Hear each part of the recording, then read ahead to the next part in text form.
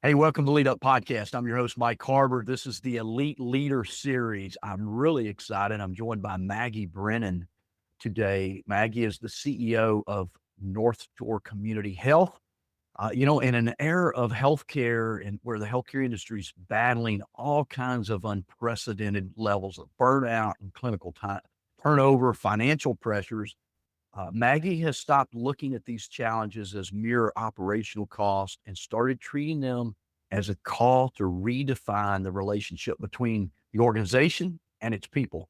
Under her leadership, North Shore isn't just focused on patient outcomes, they're actively engineering a culture that prioritizes the joy of practice and clinical leadership development. Maggie, it's a pleasure to have you here with me today. I'm excited to learn more from you and share with our Lead Up audience today. Thanks for joining the Lead Up podcast. Terrific. Thank you for having me. It's a pleasure to be here. Yeah, you and I talked a couple of weeks ago, but my audience doesn't know you. Tell us a little bit about Sure. North Shore and your Sure. background history a little bit. Sure. So North Shore is turning 50 next year, providing excellent care to folks across the North Shore and Cape Ann in Massachusetts and what we call the North Shore. It's about 17 miles north of Boston, and Cape Ann's a little bit higher up the coast, closer to east, north, and sort of east a little bit. So, and the model that we do at North Shore, we're a federally qualified health center, which means by mission and mandate, we provide care to anyone who walks through our doors, regardless of ability to pay or insurance. So, Mm. and what that means for us is we serve about, on an annual basis, close to 16,000 residents. And the model is very comprehensive. It's your family doctor's office, right? Or your pediatrician's office. So, but it's sort of that on steroids. We also have dental services, behavioral health services, including psychiatry. We have a pharmacy, and we just started doing home delivery to our patients in December. We also provide navigation services for people as they negotiate getting other parts of the safety net benefits whether they're food benefits, housing. We have staff who help patients negotiate their way through that. We also employ staff to help community members and or patients, doesn't have to be a patient of North Shore, to figure out and then apply for health insurance, whether it's a public Mm. insurance products like Medicaid or Medicare, or health insurance through the state's connector, private insurance. So, and we employ about 190 staff members across our service line. We have 3 full-time sites. We have 2 school-based health centers at Salem and Peabody High School, and then we do behavioral health care only in the middle school in Salem and 2 of the elementary schools. So it's a pretty comprehensive model.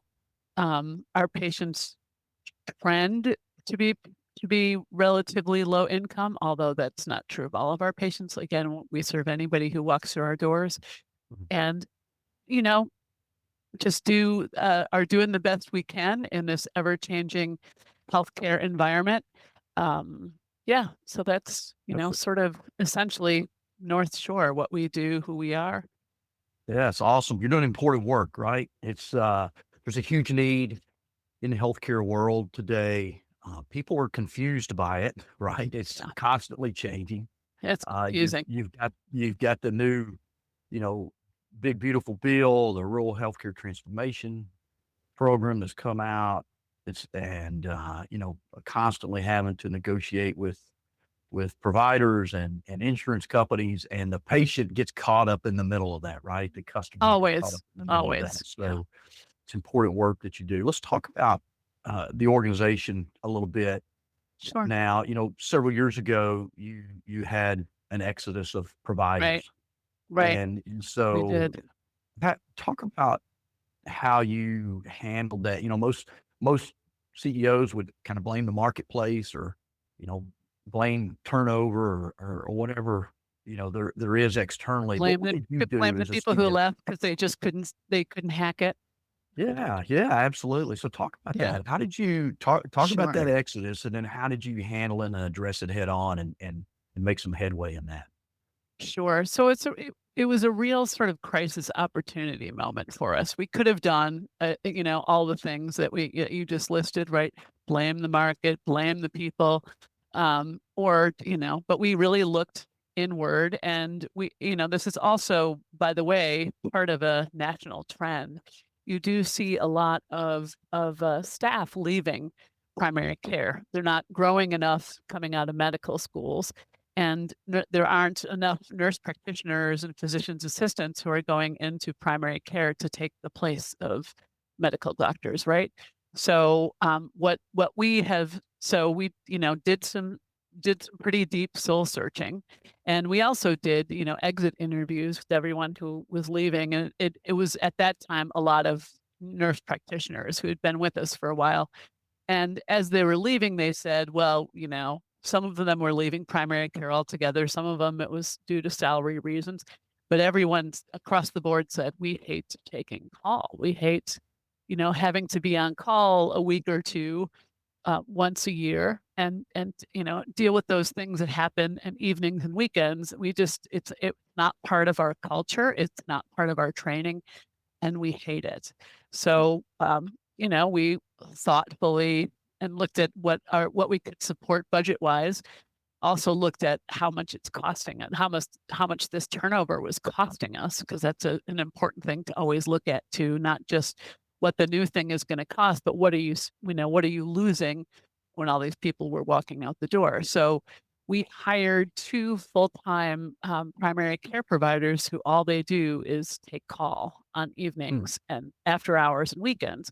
So our staff who are seeing patients during the day don't have to a couple times for 2 weeks out of the year go home and then do more work, right? mm, Continue to field calls and take care of people evenings and weekends. So really, really helps to boost our morale. For the physicians who are working for us, it wasn't a huge change because their culture is they take call. They're used to taking call. But boy, they sure like not having to do it. So, yeah. and we are probably one of the standout practices that's both on the community health center side, but also private practices. We just we're a standout. Our providers don't have to take call ever unless they want Mm, to. Our two providers do have to go on vacation and get sick occasionally, but if they want to, if they're interested and they want to make a little bit of extra money, that's fine, but they're not required to. It's really, really one of the strategies that we've employed that has helped to really retain our primary care providers who are, our most valuable resource. yeah. So, So good. It's adaptive, right? We have to right. adapt to today's market. One of the things I love that you did really well. I wrote a book called Quit Losing Talent. I think I sent a copy to you. Hopefully you've You gotten that. did. You did. But one of the chapters in there, I write about release well conversations, not exit interviews. Yeah. I call them Yeah. release well Yeah. conversations, and that's what you were doing. You were having these conversations to release them well, but more Yep. importantly, to gather feedback, right? Get Yep. information. Why not instead of what? Here's what most organizations do, Maggie. People walk out the door. Well, they just weren't a fit here, and they never Right. gather the intel to Exactly. really find out what could we do different. And to your point, the turnover costs alone sounds like by saving that, you were able to Significant. pay for Yeah. a couple of extra providers Exactly. to fit into the overtime or the call schedule. That's fantastic. So I love that. And then you adapted your schedules, right? You Yeah. adapted things that helped you. What what was the single biggest frustration when you started hearing that information and then trying to Right. work with your team? What was the single biggest frustration you had during that with your team during that exodus? And then what did you do to kind of overcome that and plug the holes in the ship, so to speak, as it may have felt like it was taking on water? Sure. Try to focus on the problem, not the people, right? So good. And really try to figure out how can we, what are some concrete things that we can do differently to prevent this going forward? Like, A, how do we get out of this in a way that continues to preserve access to our patients? Because that's the most important thing. That's why we're there, right? And then also, so let's stay focused on the problem and coming up with solutions to the problem. Let's not look at the people, let's look at the problem. And then again, stay calm and, like let your creative brain sort of take over. Mm, What are the myriad of solutions and what could we afford? What could we afford not to do? And just really trying to hold the space to keep it to keep the conversations less focused on the reactive and more on the creative, right? Because the reactive, you're not going to make your best decisions in that mm, place. And creative, just like it frees you up. If you just give yourself a little, take deep breaths and really be more solutions focused, we can get there. And we pretty quickly got there together. We did a couple of other things as well as part of that initiative in sort of later phases, recognizing what talent the market was delivering to us. Again, mm. it was also it was pretty deliberate is the other thing I would say. It's another thing about sort of, trying to take yourself out of the reactive zone is it that also really gets you focused on being more deliberate and making choices and trying to understand what the impact of your choices are and being smarter about the whole thing. 'Cause like, when so many people leave at once, it is panic inducing, right? So there's Yeah. also a way in which you have to ask your leaders to hold the space and remain calm and calm the staff down. We're gonna get Mm, on the other side of it. We need a few minutes to figure out what the strategy is gonna be. We'll get there, asking people for their feedback because we don't know everything. And that's sort of how we came to the second piece of what we did when we saw that the market was really delivering to us, continuing to deliver to us new grad nurse practitioners. And I don't know if you want me to start talking about that strategy that we employed as well. yeah, yeah. Let's go ahead and talk about that. You Sure. found some creative ways to Yeah. bring the new ones on board without the experience, but get them off the runway, so to speak, to be really valuable for your organization. So talk about that. Exactly, and well, because what we had been doing was just like, medical doctors coming out of residency, we were treating nurse practitioners and PAs in the same way.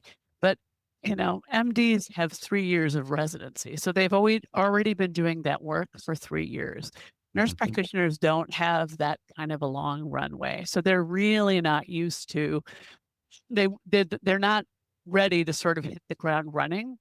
mhm, So what would happen is we would hire them, kind of throw them to the wolves, so to speak, and then be surprised when they burned out. Um, mhm, Instead, again, sort of recognize who the market is delivering to you, and then pivot to a strategy that sets them up for success and sets us up for retaining those folks after they're well trained, rather than, training them and then they go off once they sort of find their stride. So what we did was we created a very again a deliberate 6 to 12 month training program for new nurse practitioners. And it's really designed, it's individualized because it's not a one size fits all. Some people come out of school very comfortable, ready to hit the ground running fairly quickly. A lot of the folks don't. So it's a mm, mixture of sort of didactic learning. We provide mentors for all of our new nurse practitioner new grads. mm, And they have a training director who meets with them weekly.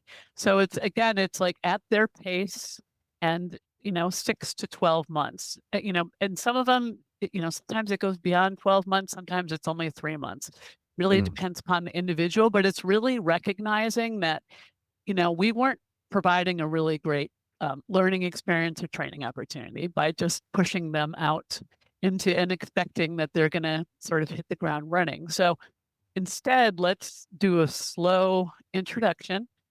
And, and the results have just been phenomenal, honestly. We've retained, I think we just had our first nurse practitioner leave us for salary reasons. Mm. Just, earlier this month she gave notice, but that's the first departure we've had since that wave happened, which was Mm. pretty significant. It had been a cycle of we'd hire a bunch of new grads, and then every couple of years they would burn out and we'd have to replace them. So it's not really happening that way anymore. We're being much more conscious and deliberate and responsive, right? Mm. Listening to what people are saying as they're experiencing the work, Yeah. listening to what they say when they're walking out the door. Those are really critical conversations. It's great feedback. You have to be prepared to hear it. It's painful sometimes, but necessary, like it Okay. because churn really costs us. It costs us, and our patients don't like it. They don't like, Mm. oh, I go to your health center and I have a new provider every other year. It's like, we would love for folks to have, and we did have, one of our docs was with us for almost 30 years. Mm.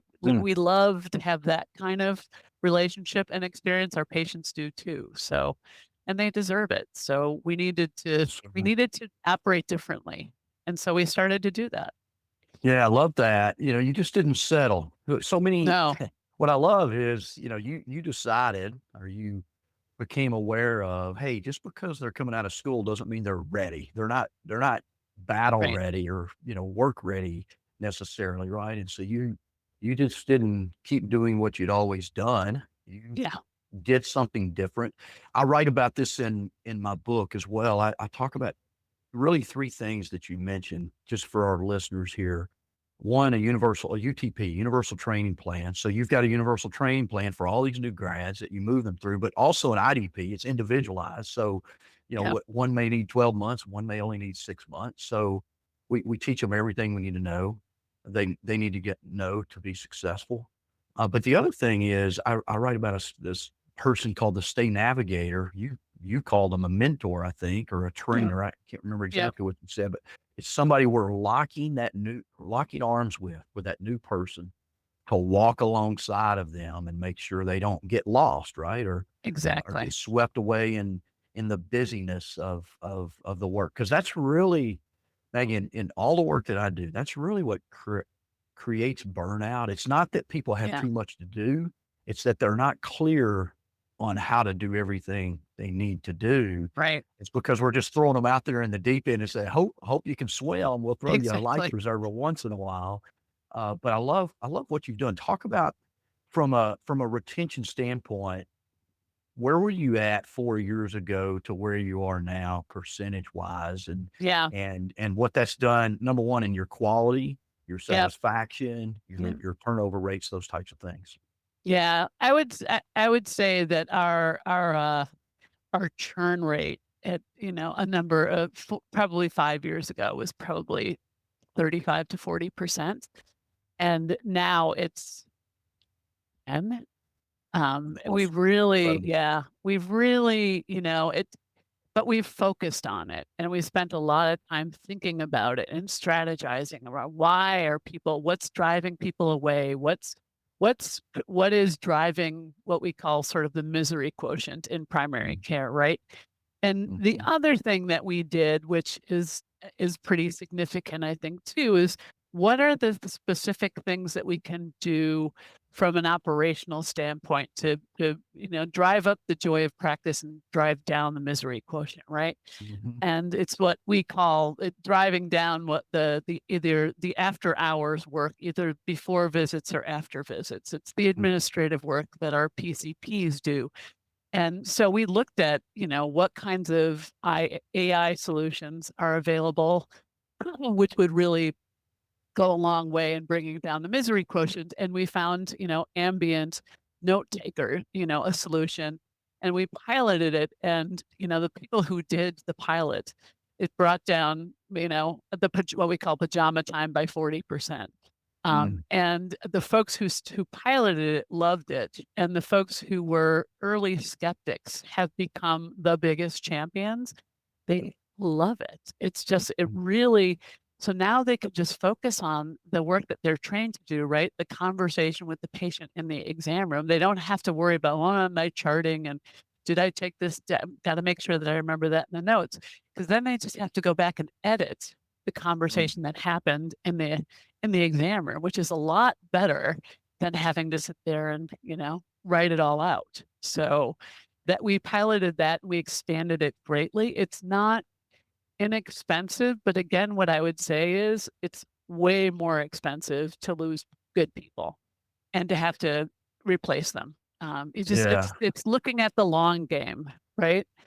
Yeah, And that's right. not You're hitting your bottom line, not just today, but 5 years from exactly, now, exactly. right? I mean, it's making an impact. You said, if I heard you correctly, you said you reduced pajama time by 40% Yeah. for Yep. that's hours, right? I mean, that's hours a week you've given someone their Yes. life back. They Exactly. can they can Exactly.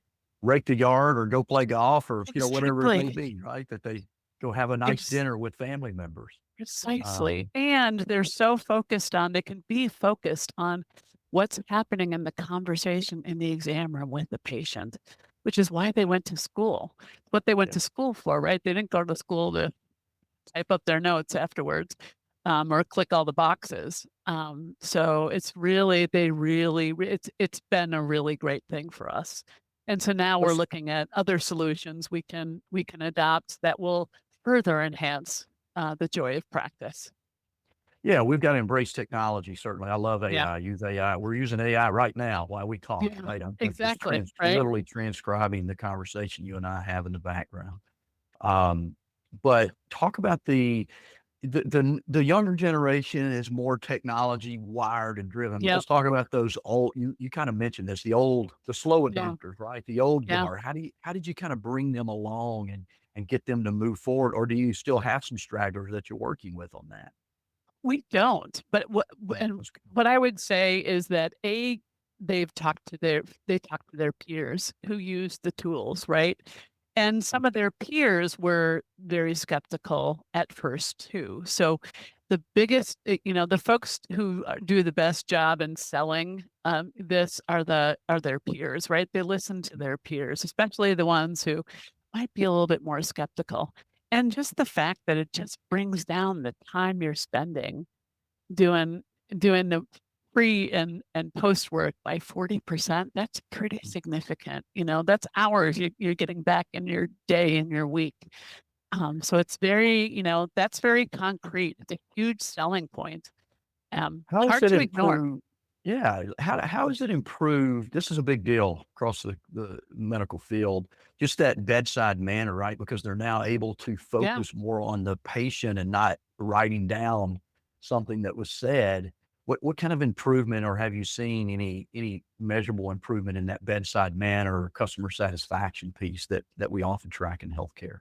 Well, this was pre-implementation. Right now we're still doing annual patient satisfaction surveys. We're going to switch soon to doing them every 6 months, but Mm, we have we have a pretty high patient satisfaction percentage now, and we have good. about 91% of our patients would refer a family or friend to the Mm, practice. So, but what I would say, the change that I've seen is really amongst the providers and amongst mm, their own sort of engagement and the way that they feel about work and coming to work and being at work.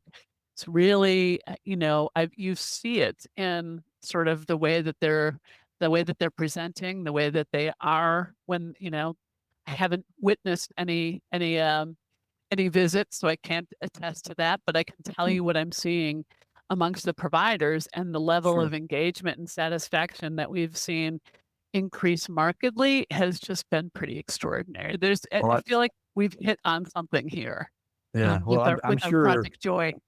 I'm sure as the CEO, you don't only see it, you feel it, right? Because Absolutely. the CEO position can sometimes be a thankless job. Like Yeah. there's a lot of trash dumped in your office at times, right? And Where people bringing, try.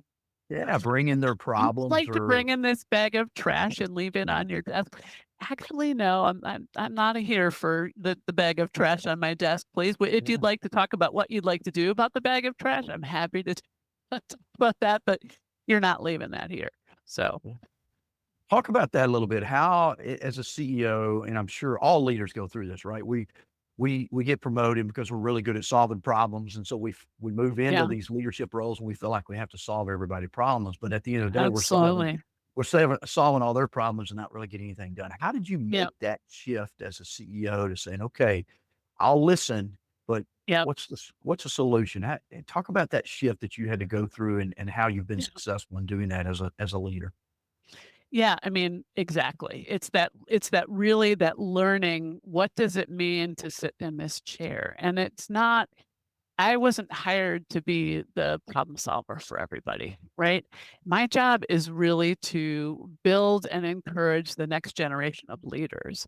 Mm, And the only way that you do that is not by stepping in and solving all the problems, right? It's by doing some deep listening and saying, wow, that sounds like, can you talk about that a little bit more? What do you think? Or what are your recommendations? And then looking at yourself more as the facilitator rather than mm, the solver, right? I can facilitate somebody solving this problem by making sure that they have the resources that they need to address the problem, whether that's a people resource or, technology solution or whatever it is. But and I try hard to steer people away from people resources when and if possible, right? Because that's always a go-to, but it's also the mhm, most expensive solution and it's hard to mm, undo once you make the investment. mhm, So, just like, so let's think through this together. And what are you recommending? Asking people and putting out the expectation that I want you to do some thinking about this before you come to the table and before we have the discussion.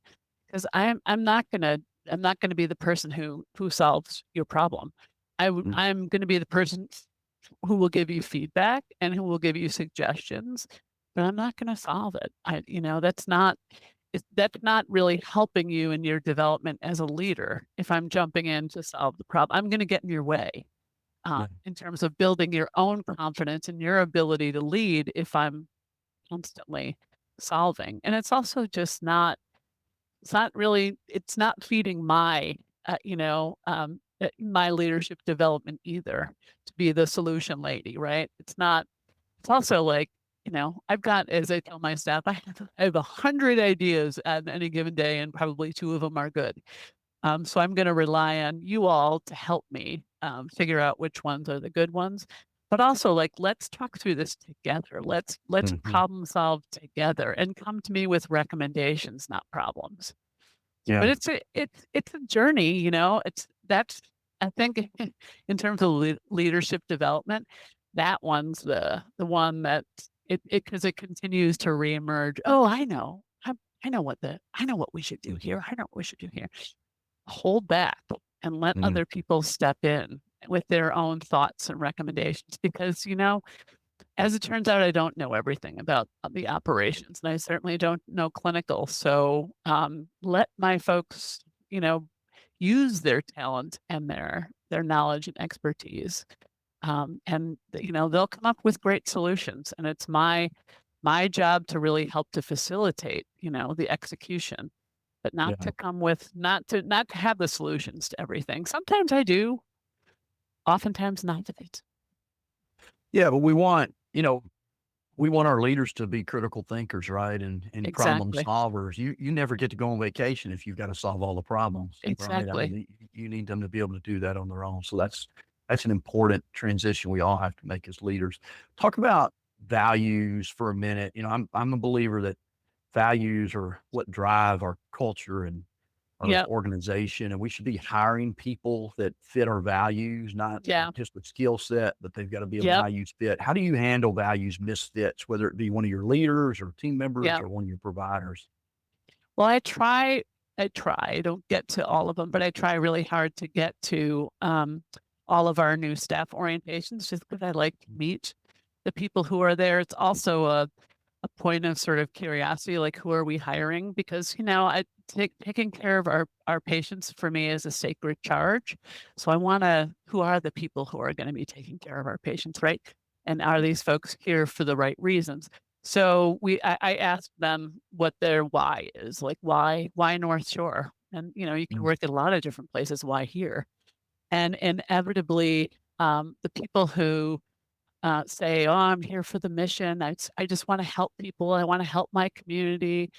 Those are the people who I'm really just drawn to, and those are the people who I can guarantee will continue to stay with at the health center and for a bit, because the work is tough, and if you're here for just a job, it's probably not the right place for you because it can get really hard sometimes. So if you don't Mm. have that inner sort of passion and drive to be here for the mission, to be here, help our communities, then it's not really gonna work in the long term. So I spend, I listen deeply in those, and I try and, oh, that person, she's great. Sometimes I come out of those meetings, I'm like, oh my God, what a great group of people. And sometimes I come out, I'm like, oh, half those people won't be here in a few months, but okay. Um, and really looking at your hiring processes to make sure that you're hiring for fit and mission, right? Because those are the people who we really want to attract and retain. So Mhm.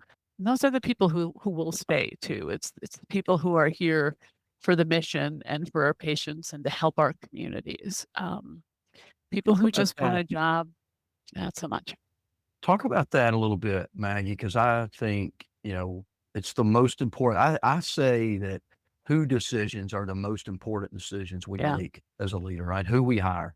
So how do right. you develop you're not hiring every person that comes through the door. You've No, got leaders that are doing that. How are yeah, you equipping them to be better, at least at the interview process, at that selection yeah, process? Because it's I'm a believer that we have to be really tough in the interview process to find that yeah, right fit versus hiring just a warm body or somebody we like or yeah, someone who looks good on the resume. So talk yeah. about your equipping process for your leaders to make sure they're doing a really good job in selecting good fits.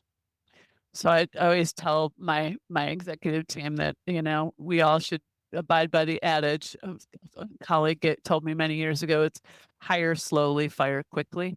So, take your time in the hiring process. Mm. Really stick to the things that you consider to be must-haves, right? Mhm. And stick with those. And oftentimes hiring is gonna take a longer than you think, but you have Mm. to sort of give yourself that time.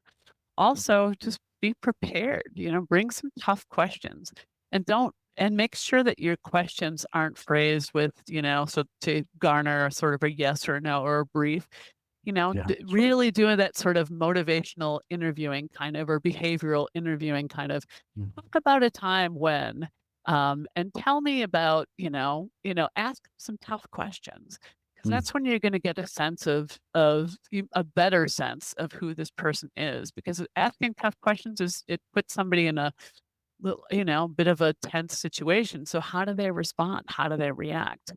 And then listen to the response too after you've asked the tough questions. Make sure that you're listening deeply because you get a good sense of who you can. Some people are, as we both know, like some people can interview really well, look great on paper.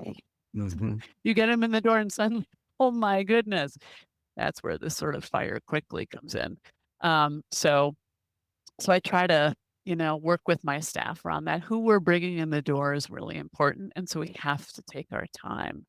And, we also, we highly value, um, diversity in folks because our patients are so diverse and they speak, Mhm. our patients speak Spanish and Portuguese. So it's important for our patient facing staff to sort of reflect who the community is who we're serving, right? So we also want to make sure that we're reflecting the communities that we serve, both in language and culture.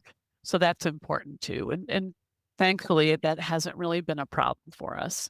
Um, That's we good. we we tend to have a pretty diverse staff population, which is great. So Yeah, that's but just fantastic. just take your time and and wait it out.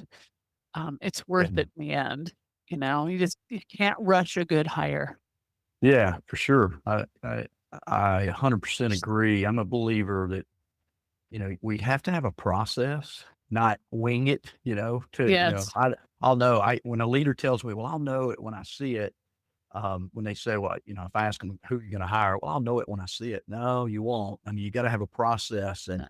so if you've got 2 or 3 or 4 people you're interviewing, you're following that same process for all of them, then you'll know it if you see it. Uh, Exactly.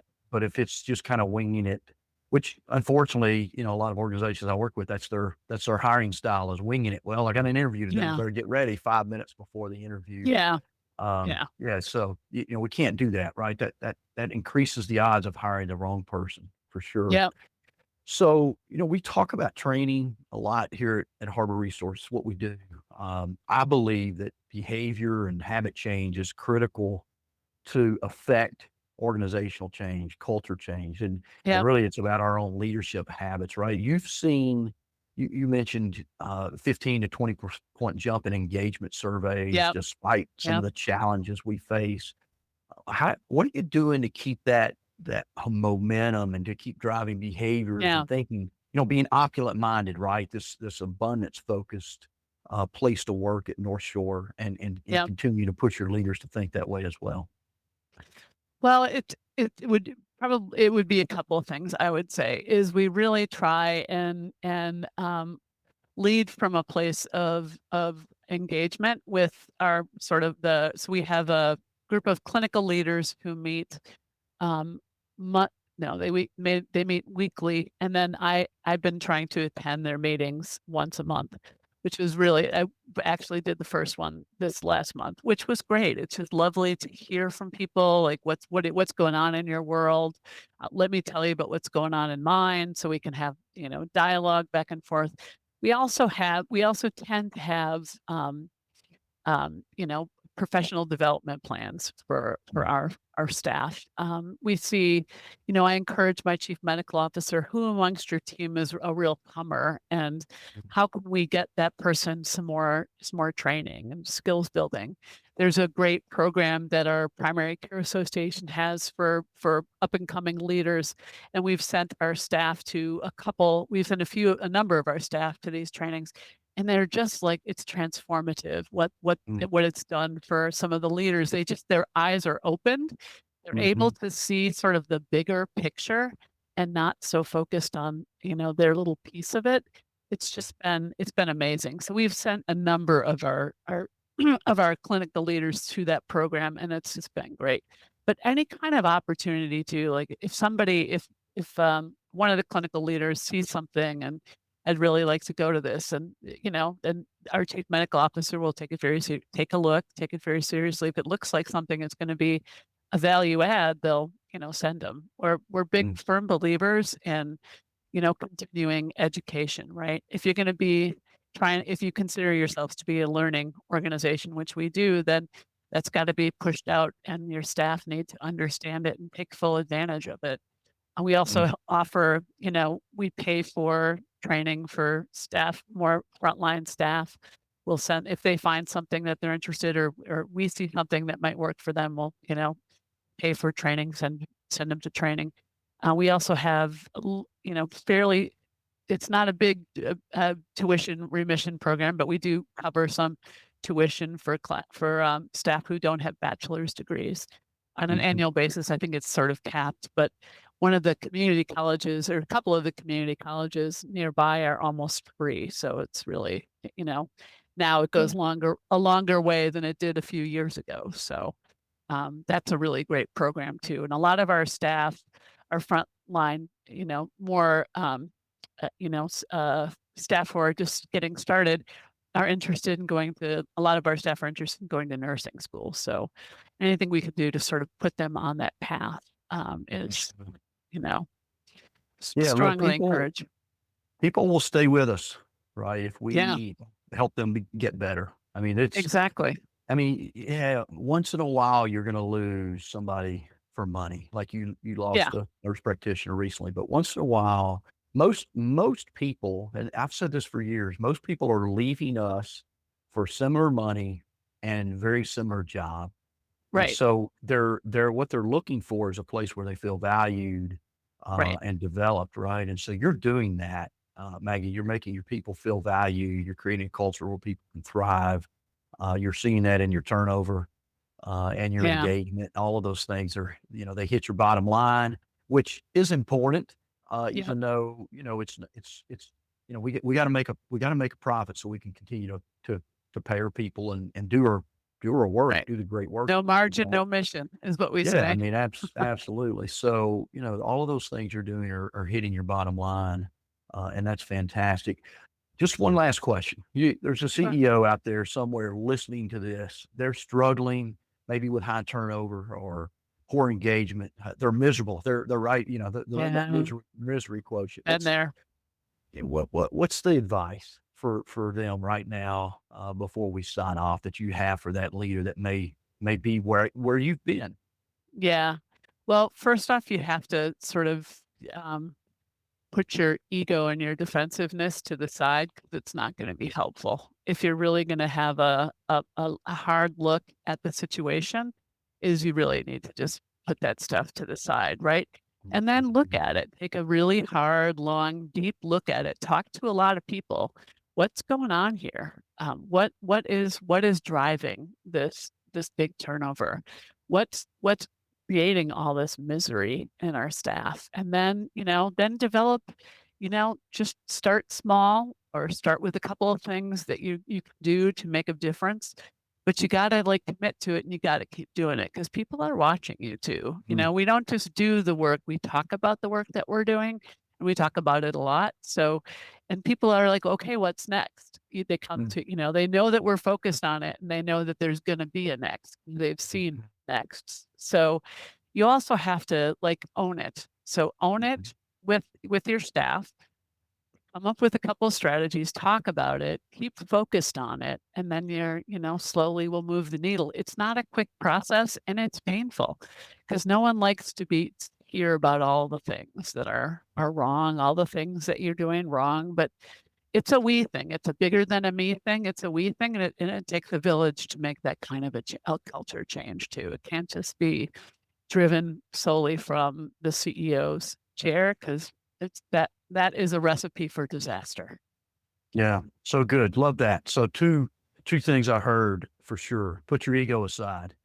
That's critical for leaders, right? I mean, we Yeah. have ego, we had pride. We have to set that aside and just get real and face what's right in front of us, but also be committed to the process. Not Yep. It's not a quick fix. It's not a one-time speech. It's not Exactly. one new but be committed, right? Not a new flavor of the week or quarter or month Yep. uh, either. We've got to be committed to see the change um, take place and take root. You've done that, Maggie, and I appreciate what you've done, what you're doing, the team that you've built, and thanks for just cutting through the fluff with us today and Sure. sharing. I Sure. mean, whoever's listening to this is going to gain some value from this, and you're proving that leadership maturity isn't about avoiding friction. It's about using it to forge a better culture, which you've done. And so I really appreciate that and what you shared with us today. Lead Up listeners, I hope you found great value in our conversation with Maggie Brennan today. You can learn more about Maggie in our show note links to her organization. And we just want to continue to challenge you to lead higher, influence greater, and achieve beyond. Thanks for listening to the Lead Up podcast. We'll see you on the next episode.